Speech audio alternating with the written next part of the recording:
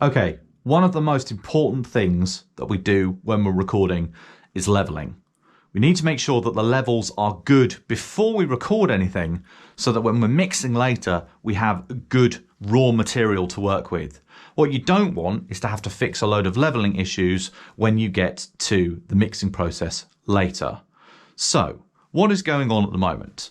I have got the drum kit recording set up. I have got 7 tracks on my Logic project, and I've actually got a backing track playing through my iPad that's coming through, and you can hear that if I unmute the TalkBack system. Okay, so there's a drum loop playing.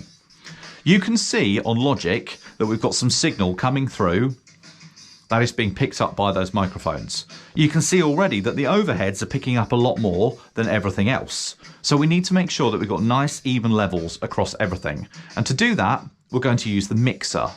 To open the mixer in Logic, press X if you're in the right part of the screen. This gives you a much more detailed overview of your levels. But you can see we've got much more level in the overheads than we have in everything else. So for that, we need to alter the gain controls. And the gain controls are over here on the interface. Remember, we're using channels 2, 3, 4, 5, 6, 7, and 8. So they are the matching gain controls. There's nothing in channel 1, so we don't need to worry about that. That's why it's down to nothing.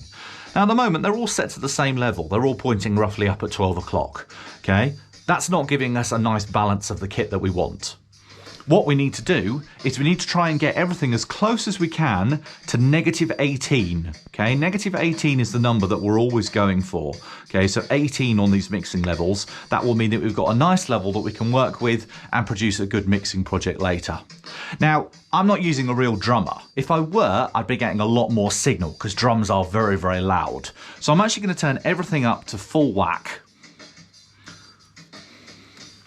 Okay, so now you can see on the overheads I've got way too much, well actually no, we're about right. I've got a little bit too much level on the overheads. I haven't got enough on the snare or the toms because I'm using a backing track. What I could really do with is a real drummer in there so that I could get him to play a drum beat or something that involves all of the kit and I could get a nice level off him. But I'm having to go with what I've got. So what I would do is I would turn down the overhead left and the overhead right channels, which are channels 3 and 4, because I've got a little bit more signal from those than I want. So I'm just adjusting them down. And you can see as I do that, I'm looking at the screen. Okay, and now we've got a much more consistent level across. Not everything is bouncing around -18, but it's much more even. If you had a real drummer, then they would be much higher levels. So you adjust these gain controls until everything is hovering around -18. What you want to avoid at all costs is this going above 0 and going red.